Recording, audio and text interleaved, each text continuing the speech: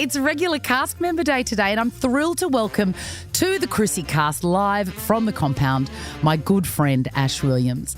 Now, I'd known Ash Williams superficially for many years, but it wasn't until the COVID lockdowns when we found ourselves within each other's 5-kilometre radius with nothing to do but walk and talk that we really connected as really super important friends to each other.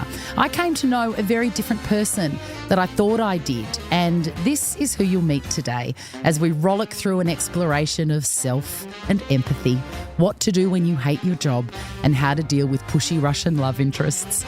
Settle in, I'll even rip out the stable table for you. ChrissieCasters, I hereby serve to you on toast with avo on the side, the poached egg-loving Ash Williams. Welcome to the ChrissieCast, Ash Williams. Great to be here, Chrissie. Thank you so much for agreeing to be one of my regular cast members. There's nowhere else I'd rather be. I know, me too. Yeah. Me too. I could talk to you forever and I will. Good. I got nowhere to be. I want to set up how we know each other and why we love each other so tenderly.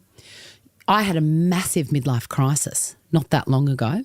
And you were front row, front and centre for it. And I feel like because we walked through the fire together, you were going through some stuff as well.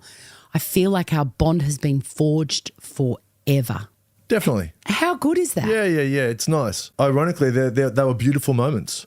Yeah. So the circle of life, isn't it? It's just like you've got the peaks and troughs, and it's nice when you can experience that roller coaster together. Yeah. One moment I remember that really stands out is it was locked down, so there was no one around. It looked like Armageddon.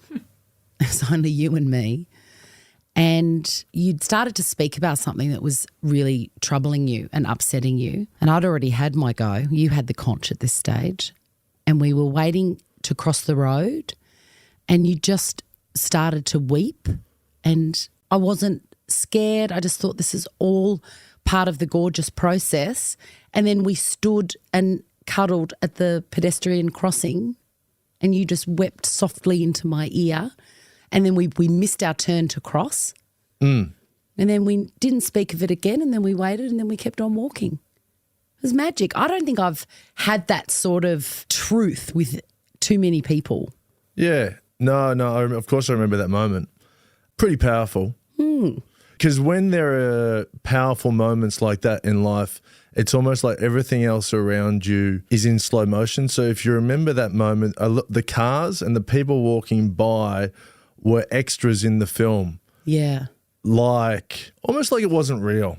Yeah. Almost like it's a dream. And to be able to have those special moments with someone says a lot about the relationship you have with that person, because you wouldn't kind of open yourself up to someone who you didn't love. That's right. And I think that's why it meant so much to me, because I thought, he really knows me and he trusts me, and he can be this person as well as the hysterical, quirky, wonderful, smart man that you are.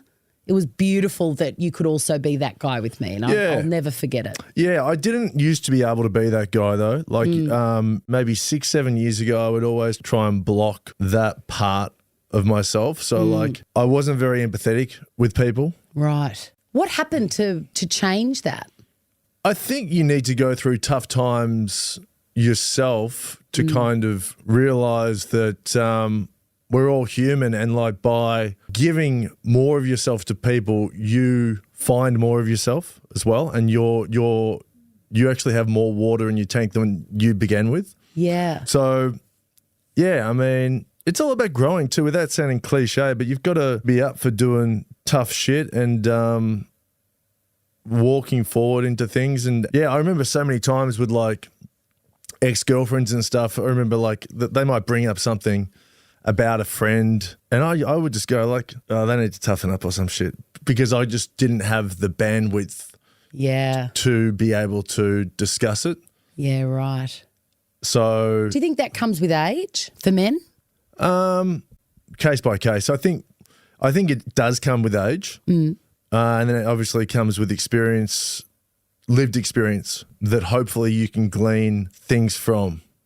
you know? I think I've spoken to a lot of interesting people on this podcast already, and I feel like a theme that is coming through is maintain and develop your curiosity, your natural curiosity.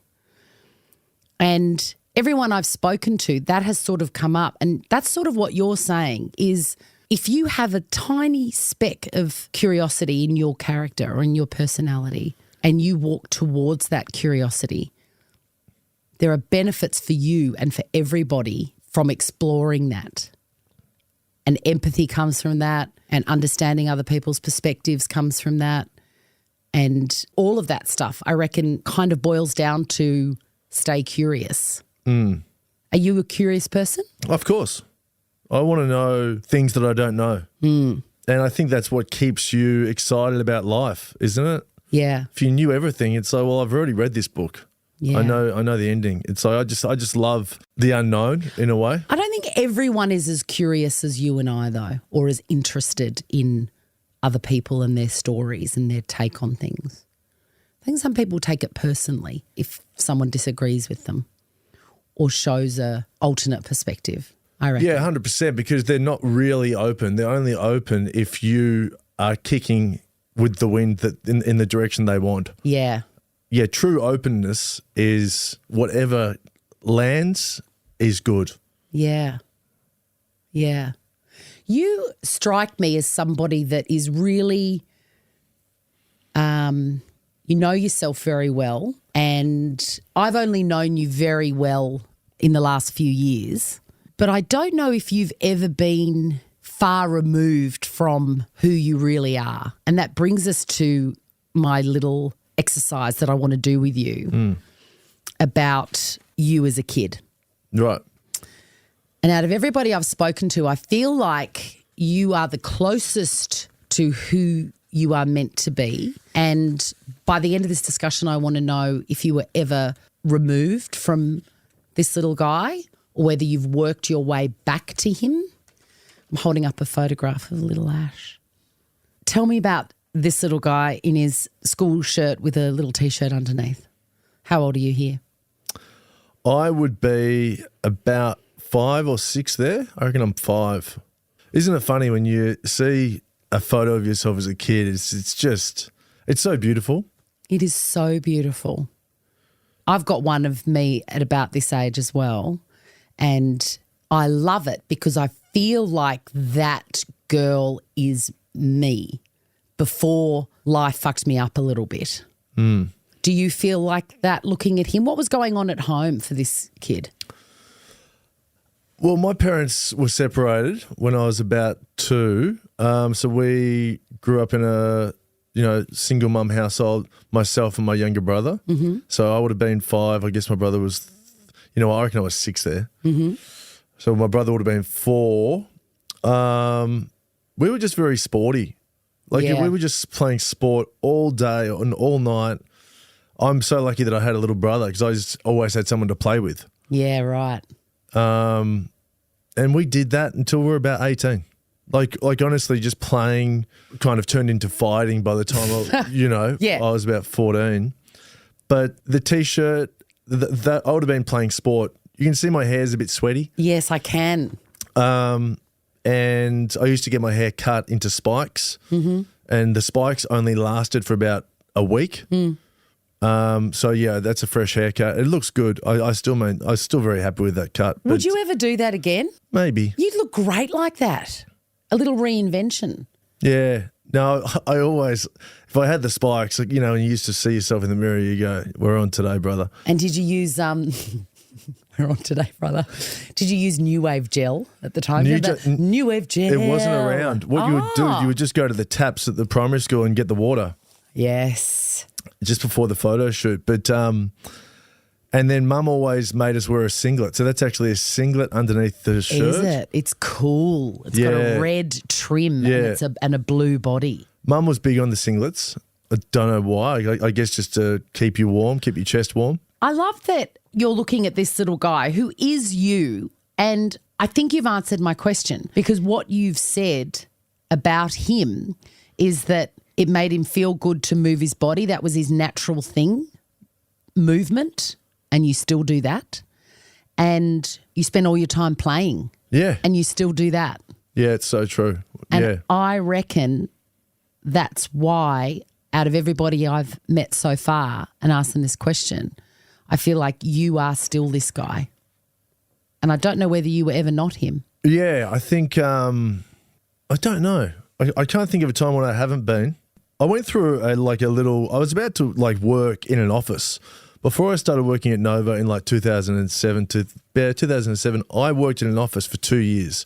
And Wow. What sort of office? Like a classic office? yeah, well, I actually started my own business, but I remember, and it was essentially a staffing agency because I used to do promotional work. Yeah. And I remember thinking, you can do it better and you can treat the promo staff better. And I knew all the clients. And I was like, I'll just do it myself. Yeah. So I set one up and I had it for about 2 years. And we had staff all around Australia. And I remember things were going well, but I remember just thinking to myself, fuck, this is boring. And I was still doing a little bit of MC work on the side. And I was also doing Casanovering Yeah. as well. Which is where you work at a radio station and give out icy cold cans of Coke. And the occasional shift on the weekend and I remember thinking, if I ever get a chance to go all in with anything in that field, I'm going all in. Yeah. Because this is not it. Yeah. And I still remember that moment. Well, not enough play for you. I'm not alive.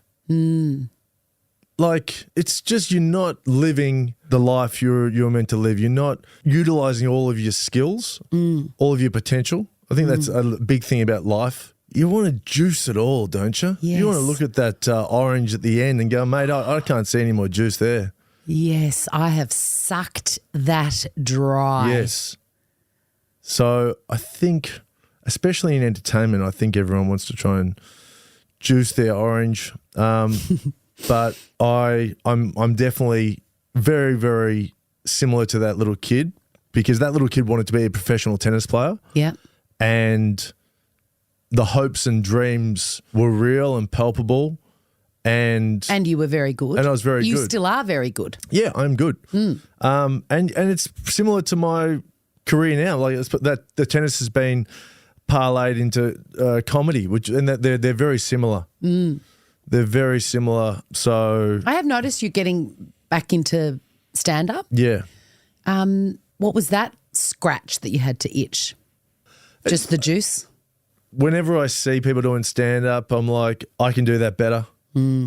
And without sounding egotistical, I'm just like, you just want to, again, juice the orange. Yeah. And stand-up it's hard, but it's really satisfying and you just got to do it. You just got to get it done because life goes by so freaking quick. And so that's why I'm just like, you got to get your hands dirty because also stand-up is not glamorous. It's filthy. Yes. You've got to go out when you don't want to go out. You've got to go to these shitty clubs. And the highs and lows of stand-up are the breadth of the ocean. So what is it about it that you want to do? I've always wondered because exactly what you said, it is hard and it can be disheartening, but are the highs worth it? Well, you are in control of it, which is what I like. If you want to go and do a gig, you can. If you want to sell tickets to your own show, you can. No one is stopping you from putting on a stand-up show. So you're running your own business again? You run your own business. Yeah. And you're not in an office? No. And if you're going to be a comedian, unless you're Hamish and Andy, it's like you're a comedian, cool, do you do stand-up? No. That's like saying you're a tennis player but you don't play the Grand Slams. Yeah. For me, it's like, all right, well, you've got to have the stand-up arm because it just makes you better as an overall comedian, whether it's radio or whatever you're doing, even your social media nonsense. Yes. Stand-up makes you better at everything else. And also it would gain the kudos of your peers, which is very important to comedians. Yeah. Yeah, in a way. It reminds me of that great quote that I read a few years ago and I'd forgotten about it. And then it came up on Insta this week from Theodore Roosevelt. It is not the critic who counts, not the man who points out how the strong man stumbles or where the doer of deeds could have done them better.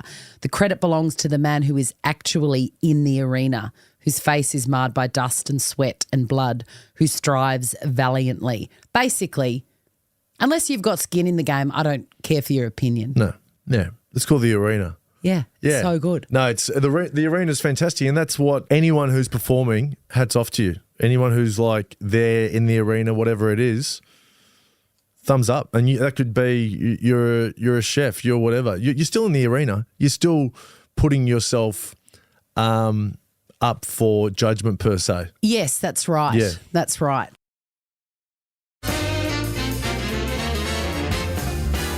Talking about your interest in tennis, there is a film that is currently in the cinemas or maybe just finished called Challenges. And you went along and saw it. I did. Was Yeah. it realistic? Do you watch things about tennis and go, that happened? It wasn't realistic at all. No. Which is disappointing. I haven't seen a tennis film yet that is realistic. Like just from the grips, like Zendaya had a grip of like they call it a fry pan, how you would pick up a fry pan. No one plays tennis like that. So Zendaya had a fry pan service grip. It's like, get a body double, get something. There's so much money spent. Get a coach. Well, she said she wanted to play. Clearly she didn't play enough because but yeah, I mean, that was fine. I said to Marcel, who works with you, that there were just too many penises in that film for me. For a tennis film, I saw at least three penises. What is going on? Because for years and years there was no doodle action on celluloid at all. I have a question for you, right? So Yeah. I was in the car with, I do a tennis podcast with Dave Zito, right, who's a football guy. And I was in the car, I said, mate, too many dicks. Too many dicks. And Dave's like, oh, I don't think that's very fair, mate. I don't think that's very fair. I said, well, what do you mean? He goes, well, you know, like women have to show their boobs. And I said, well, we didn't see any boobs in the movie. He goes, no, but in other films we do. Yeah, boobs are everywhere So the question I have for and you. have been forever. They are. And I said to Dave, one isn't the same as the other. Like, is penis equal to boobs or is penis equal to vagina? That is a really interesting question because obviously, you know, if you boil it down, it's like a topless man, a topless woman. They're different Yeah, they are. because buzzies are sexy They are. and a man doesn't have buzzies. I think a penis and a vagina are the same. I think a buzzy is a different category. See, It's not the same as a bare-chested man, no. No, so I think it goes in terms of rank, in terms of like what's most hardcore. Yeah. Boobs, penis, vagina. I agree. Yep. Yeah, I agree. But there has been of late more penises than ever before. And I think it started with that Netflix series called Sex/Life. Yeah. And it was all over the internet and everywhere. That Australian actor flashed his doodle and it was impossibly large. Really? Yes. This is like Drake size. Like, you know, draft stopper I don't on know the the door. Drake reference, but what? Is it as big as that Ryan guy from Maths? Oh my God, I have seen that. Yeah, I know. I think you showed me. No, I didn't show you. I think you did. Oh, I paid for the OnlyFans. You told me. Oh no, Jack showed me. I remember my producer. you. I at still Nova. remember it vividly, and you're like, "I've seen his cock," and I'm like, "Okay, cool." I did not say the C word. I would not have said So that. I saw his dick. I would have said doodle. Okay, doodle. Penis. Okay, and I'm like, "Cool, no worries." And then I said, "Big," and you said, "See that pole?" And I was like, "Yeah," and you're like, "That." I'm like, "Okay." And I think we had a discussion then about whether or not you would regret if you had shown everybody. Like, I feel like, why do I know what that man's doodle looks like? I just feel like it's none of my business. Yeah, I don't know. I mean, if that's his skill set, then do you know what I mean? Like, if that's all he's got. I mean, who cares if he's making money from it? I think he was. I think he was on OnlyFans. Yeah. And Yeah. he seems very comfortable with it. I just don't feel comfortable with it in my head. Well, some dudes have just been like big, get their dick out dudes from like growing up. I had a mate who was big like that. He wasn't even that big. in that sense. But he was just always like, we're just having dinner. He's like, and you turn around and you go, hey, check this out. I'm like, what the fuck, dude? Put it away. It's disgusting. Away. I'm having my fucking noodles. It's like, it's not. But, you know, the Adam Demon thing, though, you said sex life. Yeah. I think I've told you this story, but this is during COVID, right? Yeah. I went on a date. And you could, like, there was nowhere, everywhere was shut. Yeah. And so you had to go to parks. We went to a park. Yeah. And it was our second date, me and this girl. And she'd planned a picnic. And she had everything, like, you know, crackers, cheese. She even brought a footy. And I said, what's that for? She said, I thought we could have a kick. I said, yeah, fair cool. So we're there, and then we're on a rug. And then do you remember Steph Rez? Yes. Your friend. My beautiful friend Steph, yeah. Got sent a photo from her brother saying, look who I saw at the park. It's that Adam Demon guy from Sex Life. That's right. It was me. You. It was me on a date, and I'm like, let me have a look. Maybe you showed me it, and I was like, oh my God, look at that setup. And it looked like a creepy pap photo. Yeah, I remember the guy. He did it pretty stealthily. I didn't, but I remember him definitely walking. But yeah, shout out to Adam Demos. Have you seen Saltburn? There's also a giant doodle in that. Giant. Right. I haven't seen it. No. But you'd like, wouldn't you? You'd fashion your penis into as big as it goes. Like, it's always going to look good if you know you've got to shoot. Like, there are tricks. Like, you know. What are the tricks? Well, when I lived in LA, I was doing some modeling, and I used to do some catwalk modeling for a G-string company. And I remember I turned up one day and he's like, here's your G-string, and it's see-through G-string. And I said, who's this for? It's like, for the buyers, of course. And he'd made his own catwalk in his shop. Right? What do you mean a see-through G-string? He was selling them. What, like netting? It was organza? It was for gay dudes. Gay dudes love anything sheer. I didn't know that. Oh, I think so. I'm just going by. It was called LA Jock, right? LAJOCK. Oh my God, the things you have done, Ash. So I go out the back, right? And I'm doing the parade with like 8 or 9 dudes. Yeah. Biggest dicks I've ever seen. Really? I said to this dude, I think he was like Spanish or Mexican. His English was not great. I said, man, what the fuck is going on back here? Your dick is looking huge. And he goes, I got a cock ring on, bro. I go, what? He goes, cock ring. And I go, what do you mean, man? He goes, you know, I get myself to like 70%, you know, and then I chuck a cock ring on and it holds all the blood. It looks good, don't it? And I go, fuck her, that looks good. You got a spare cock ring? And he's like, no, cock ring shop's closed. Because it was like midday. Cock ring shop opens at like 5. And I'm like, I mean, obviously. Yeah, exactly. I'm like, who needs it before 5? I'm writing all this down. Cock ring shop. And then I go, what am I going to do? You guys are all killing it. I got to walk out there and I've got the sheer one. I'm trying to trade. Like, who wants the see-through? They're like, no. But you wouldn't want to use someone else's. Also, some of the other guys had the see-through one anyway. So it was just like, right. You know, some of us just had to wear it. And then I remember going into the bathroom and just thinking, all right, what am I going to do? And I remember just learning what he did. So I got myself to 70%, and then I got my hair tie and I tied it around the base of my schlong. And then I remember I walked out and the Mexican dude was like, that's it, my man. That looks fantastic. And he was clapping me. So what sort of difference is it between just, you know, every day and... Oh, you can get it to like look flaccid at its erect length. Right. Which is impressive. Like it is. I still think it's a great trick. Not that you need to do it all the time, but I remember when I walked down the catwalk, people were loving it. But I also was like, the catwalk was going for too long, and I was like, because the hair tie was actually starting to hurt a bit, and I was like, shit, I hope I haven't done. Imagine if it fell off like a little lamb's tail. You know that's how they dock a lamb's tail. Really? Yeah, they put they put an elastic band around it, and then eventually it drops off. So you're lucky. Yeah, I was lucky. Yeah. No, You're lucky that you didn't castrate yourself. Yeah. No, For the sake of a chiffon G-string. Yeah, the sake of $150.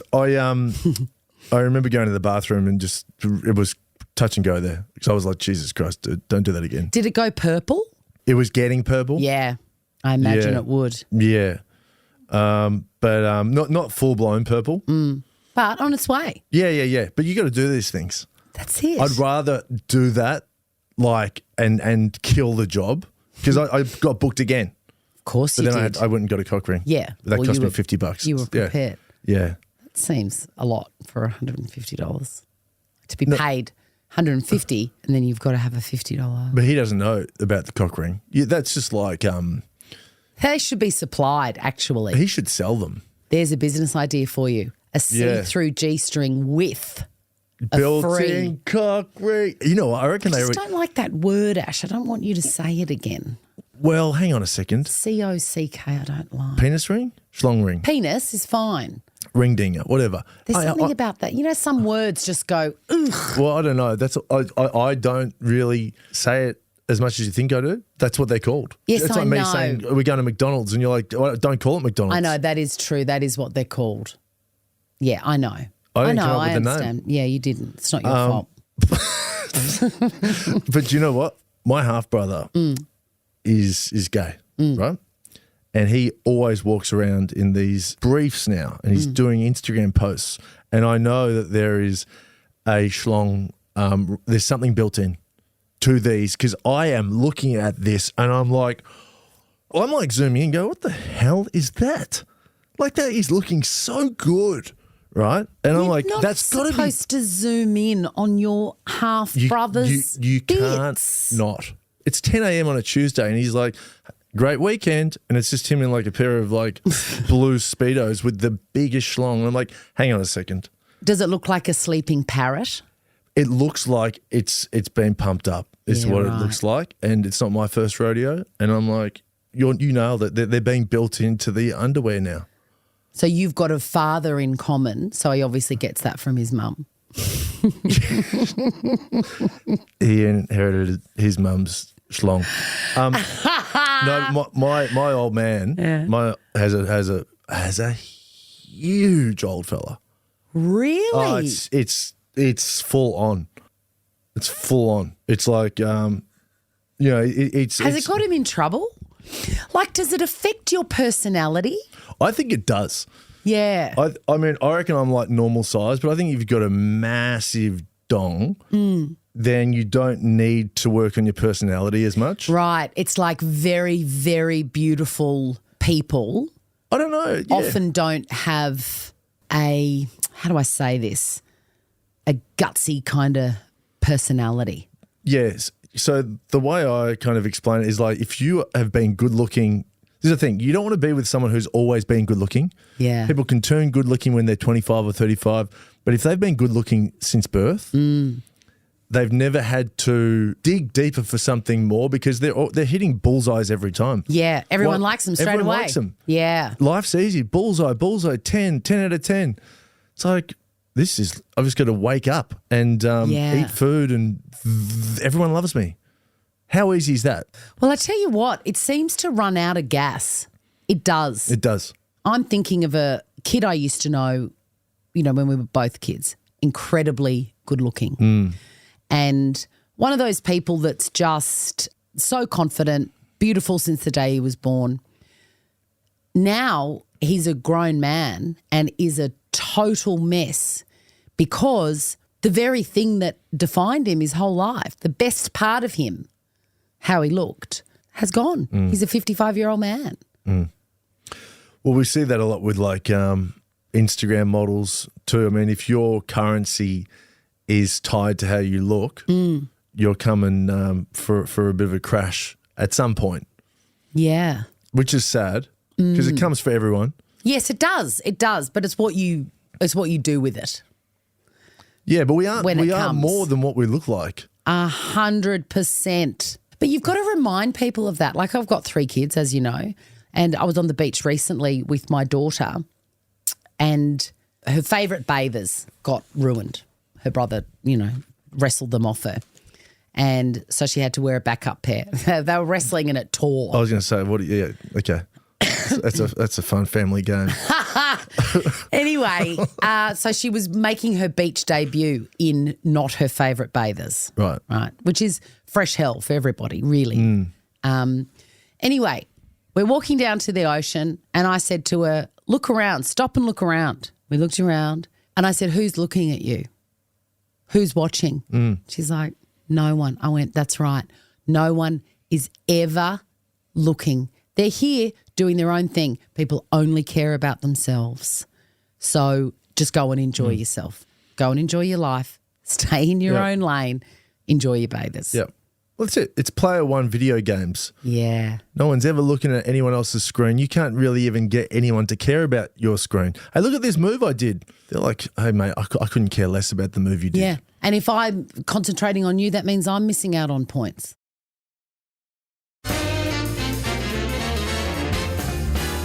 Now, Ash, are you still single or are you with someone at the moment? I am. You're in between I jobs. was going to say I'm between homes, but no. Yeah. It's going well. Nothing official, but I wouldn't say I'm on the market. How do things become official? Is that a conversation that you have? Do you have to, like in primary school, go, will you go with me? I think it's when you both kind of have a chat about how much you're into each other and it goes from there. So haven't had that chat, but things are going well. So that might be next. Maybe in the future. Was there any... It's early days. Okay, it's early days. How long is early days? A couple of days. No, You are a foolish romantic, and that's what I love about you as well. Was there any danger of friend zoning? What do you think about mates or dates? as in, like, Do you do that? Is that something that you're guilty of? Friend zoning? Okay, so I don't friend zone. I don't know. I probably have friend zoned some people, but not deliberately. Mm-hmm. I was doing a comedy show about 3 weeks ago, right? Mm. And I invited everyone in my Facebook friend group. Yeah. You know how you create events and it says invite all? Yes. And I get a DM, from this girl saying, hey, I got your invite. Is this a date? And I'm like, it's most certainly not, but I didn't write that. I'm like, what did you say? I wrote, not a date, just an invite to the show. Did she think that, didn't she know that you'd bulk sent it? Like if you'd sent it to everybody. She knew. She has been trying to go on a date with me for a long time, this girl. Right, okay. Like a year. Okay. And has been sending me across every social media platform, every dating app, messages. Okay. That are quite full on. What's your problem? Why won't you ask me out, you weak man? I'm like, she's Russian. And as if that explains everything. No, it does. Does it? They kind of talk like that. Very direct. Yeah. I love that culturally some people are more direct than others. I think it's hysterical. I love it. Yes, not all Russians. Some Russians are quite demure and almost introverted. Yeah. But some of them are just really binary and like, what is your problem? You ask me out or what, you weak man? And I'm like, okay, I'm just like not writing back. So then I get the message from her, got your invite, is this a date? I'm like, you fucking hell. I go, not a date, come to the show. She's like, great, if I come to the show, will it be a date? And I'm like, dear. I'm like thinking I've got to sell some tickets, right? So I'm like, we can get a drink after. Ash, what?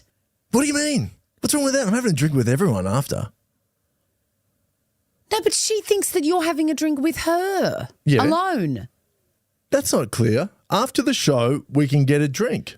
After the show, it's not clear. But you're dealing with a woman that has responded to a group invitation to presumably hundreds of followers as if it was just to her.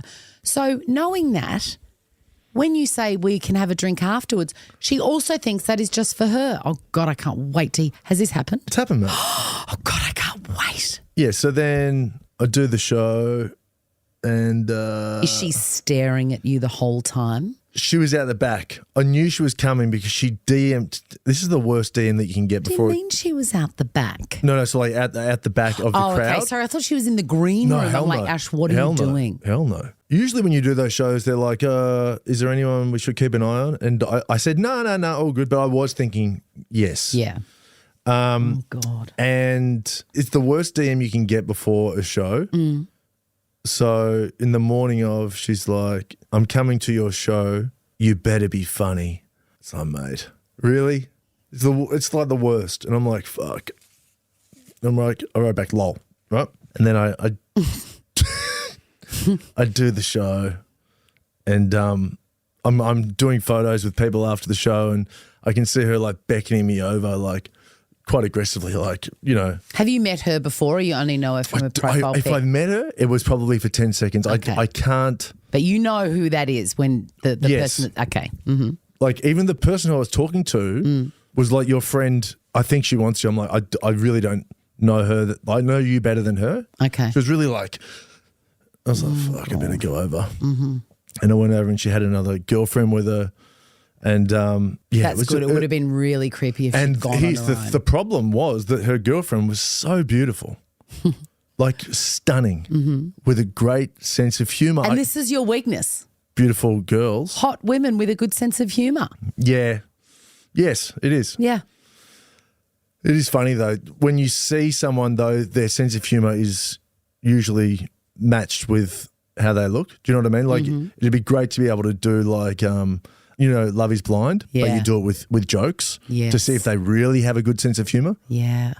right? Because I think it's blurred when you go, oh, this girl's so beautiful. And she made a joke. Oh, it's a perfect match. Yeah, that's right. When Yeah. the joke was terrible. Yeah. But you don't know it. And You're so blinded by the beauty. she's fantastic. And so anyway, yeah. And then she's just there, and she's like, so I get off stage. I go, hey, thanks so much for coming. She goes, you weren't very funny. Get stuffed. And I go like, okay. Well, again, thanks for coming. And I go, remember, like that's her way. She's trying to like pick me up. That's her Yeah, I pick me- know. It's like, I know. They're like, she's negging me, but it's like not good negging. Yeah. It's never good negging. Yeah. You weren't very funny. I'm like, okay, cheers. And then I just got off stage. I go, well, like, you know, she goes, I'm funnier than you. And I go, are you? She goes, yes, I am the funniest of all my friends. I could get up there and make everybody laugh. And I'm like, Why do you sound like Gru from Minions? this is kind of, yeah, this is how I remember it. And I go, why are you so funny? Because I am random. I am random. And I'm like, really? Oh, And I go, like, okay, Miss Random, what do you do for a living? And then she's like, sales. And I go, are you good? She goes, I could sell ice to Eskimo. I said, well, you've just said the most unrandom thing ever in sales. You're not random. That's boring. Is that the best you've got? She says, you just want to take me out on a date. Listen to this guy. And it just went on, Chrissie. It just went on. This went for about 15 minutes. And I'm not inviting anyone ever again on Facebook to shows. What are you doing about the hot friend? So I think the hot friend was just like trying to support her other friend because the girl I'm talking about she genuinely thinks I like her. Yeah. She's like- yeah, absolutely. She goes, Lisa, you look at all my Facebook stories. Oh, You're God. obsessed with me. I'm like, I look at your Facebook stories because we're Facebook friends. I'm not going in there manually. And also, I'm compiling a dossier to give to the police. Well, also, I'm like, now, when I heard that, I'm like, never looking at another one of her Facebook stories No, because she you goes mustn't. and looks at it. I saw you saw my Facebook story. I'm like, God. And then that's right at the end. She put me on the spot and goes, so what are you going to do, funny man? You're going to ask me out or what? Big decision to make? And I'm like, Not really. yeah, it wasn't. Yeah, but no, I just it had wasn't. to like land it, land the flip. And I just said, I'm going to need some time. Have you contacted her? Well, no, you haven't contacted her. Has she contacted you since that night? She just said, great show. She's changed.